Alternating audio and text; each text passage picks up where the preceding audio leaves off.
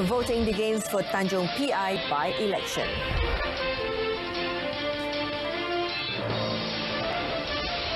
Malaysia, the perfect marketing test bed for products, services.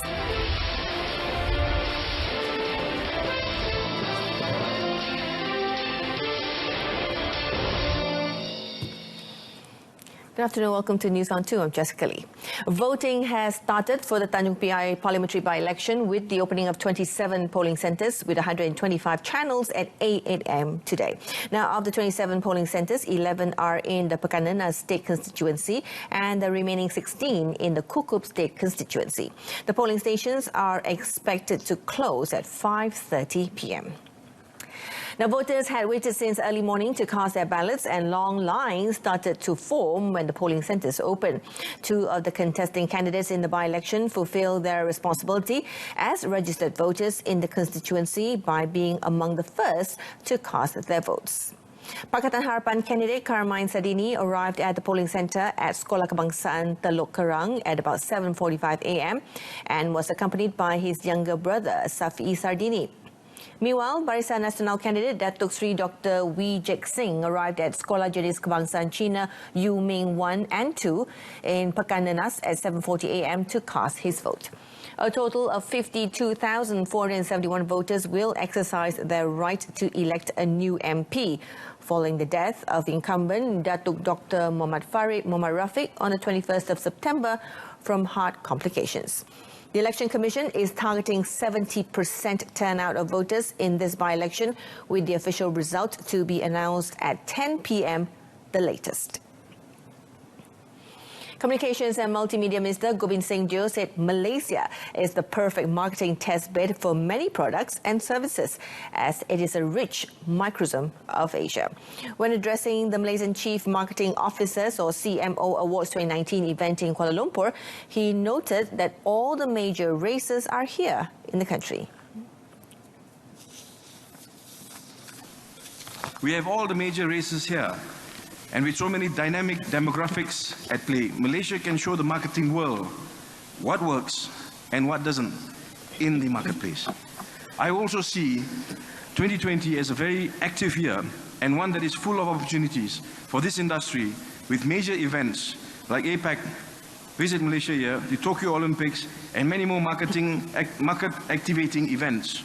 And I wish all of you a most fruitful year ahead.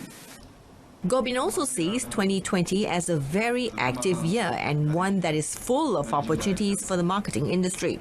He cited Asia Pacific Economic Cooperation 2020 Summit, Visit Malaysia 2020, Tokyo Olympics as examples, along with many more other market-activating events. He also said that Malaysia's transition into digital TV nationwide recently will no doubt open up more platforms for marketeers. The multiplying effect of this, he said, has made the job of differentiation in the marketplace even more challenging. Elsewhere in the speech, the minister pointed out that the Media Specialists Association of Malaysia has recently reported that digital advertising expenditure for the first quarter of this year alone has hit 335 million ringgit, revealing healthy growth amid prevailing cautious sentiments in the industry. The recent downgrading of Malaysia's air safety rating to a Category 2 by the Federal Aviation Administration, or FAA, will not discourage AirAsia Group from expanding its operations in the United States. AirAsia Group Berhad co-founder and Group Chief Executive Officer Tan Sri Tony Fernandez said the carrier, which has been consistently named the world's best low-cost airline year after year, has so many ways to expand into the large market without Malaysia being the base country.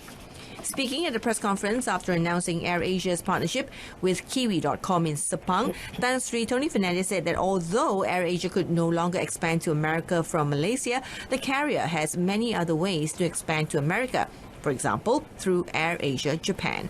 On Monday, the FAA downgraded the air safety rating to a Category 2, which prevents the country's airlines from adding new services to the United States.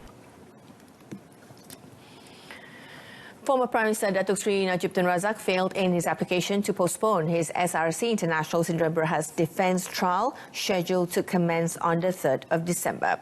High Court Judge Muhammad Nazlan Muhammad Ghazali dismissed the application and directed the trial to go on as fixed earlier. Judge Muhammad Nazlan had previously fixed 3rd to 4th of December, 9th until 12th of December and 16th to 19th of December for Datuk Seri Najib to enter his defence on 7 charges of misappropriating 42 million ringgit in SRC funds. Justice Muhammad Nazlan said he had considered the background of the trial, its commencement and progress, key dates and directions which were given in advance. He said he found that more than ample notice and reasonable time have been given to the applicant to prepare and to re-strategize the relevant arrangement. The defence team had orally applied for a postponement as they needed more time to prepare for the defence case. Earlier, the court also heard submissions by both parties on defence application to seek for a list of witnesses from the prosecution. These were the witnesses that the prosecution had not offered to the defence but who had their statements recorded.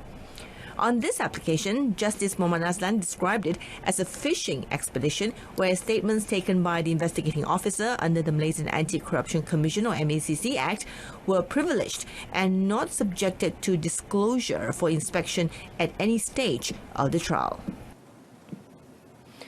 Meanwhile, former 1MDB Chief Executive Officer Arukanda Kandasamy has objected to Datuk Seri Najib's application to postpone the 1MDB audit report tampering trial, which is scheduled to begin on Monday and where Arul is facing a charge of abetment.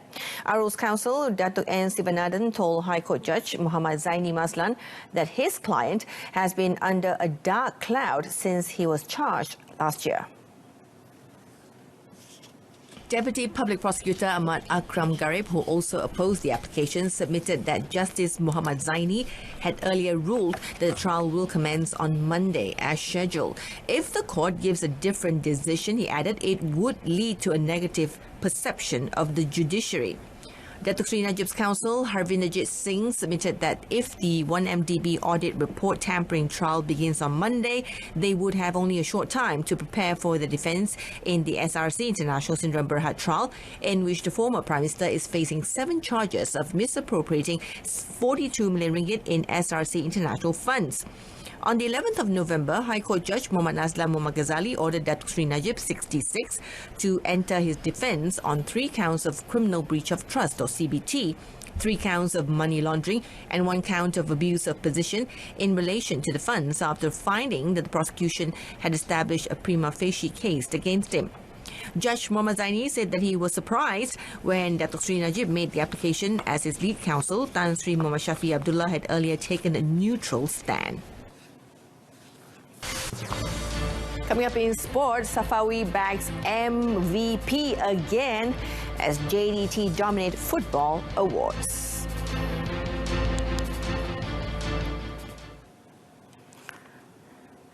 Johor Darul Takzim's JDT Safawi Rasid was named the country's most valuable player for the 2nd straight season at the National Football Awards in Bangi, Selangor last night. The forward had a successful season with JDT, scoring 20 goals and helping them win the Super League and Malaysia Cup crowns.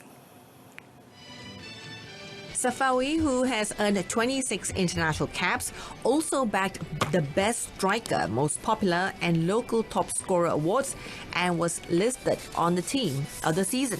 The recognition will be an added motivation for the 22-year-old when Harimau Malaya entertained Indonesia in Tuesday's pre-World Cup match in Bukit Jalil. JDT players also won other awards, with Farizal Marlias and Akyar Rashid taking home the Best Goalkeeper and Most Promising Player trophies, respectively. Singapore international Haris Harun retained his Best ASEAN Player award, while Brazilian-born striker Diogo Santo was named Best Foreign Player. Perak centre-back Shahrul Saad retained his Best Defender award, while Pahang's Muhammadu Sumare and Dola Saleh were named Best Midfielder and Best Coach, respectively. The Badminton Association of Malaysia, or BAM, which has earlier set a 2 gold medal target for the 2019 SEA Games scheduled at the end of this month, has decided to cut it down to 1 gold. The latest development was announced by its president, Datuk Sri Muhammad Nurza Zakaria, at a media conference after a BAM and Council meeting at the Malaysia Badminton Academy, ABM, in Bukit Kiara, Kuala Lumpur. However, Datuk Sri Muhammad Nurza did not rule out players such as Lee Ji Zia, Goh Sun Huat and Siobhan Jamie Lai, as well as Aaron Chia and So Wee Yik, have the potential to deliver a gold. As I said, our men's double, our mixed double, our Lee Ji Zia, they are young. And they will improve by time, and I think if we do well, I think if we prepare ourselves well mentally and physically, they can spring a surprise in SEA Games. The target of the national badminton squad was cut down after women's singles defending champion Goh Jin Wei could not join the squad after a stomach operation last month. The 19-year-old player, who was a 2-time world junior champion, has been struggling with the stomach ailment since January before going for an operation in mid-October. Malaysia bagged 1 gold, 5 silver and 2 bronze medals in the 2017 Kuala Lumpur edition. And that's all the time we have for this afternoon. In our top story, moderate voter turnout so far in Tanjung PI by-election. Join us again at 7 p.m. for more updates on the latest happenings around the world. Thank you. I'm Jessica Lee. Stay tuned to TV2.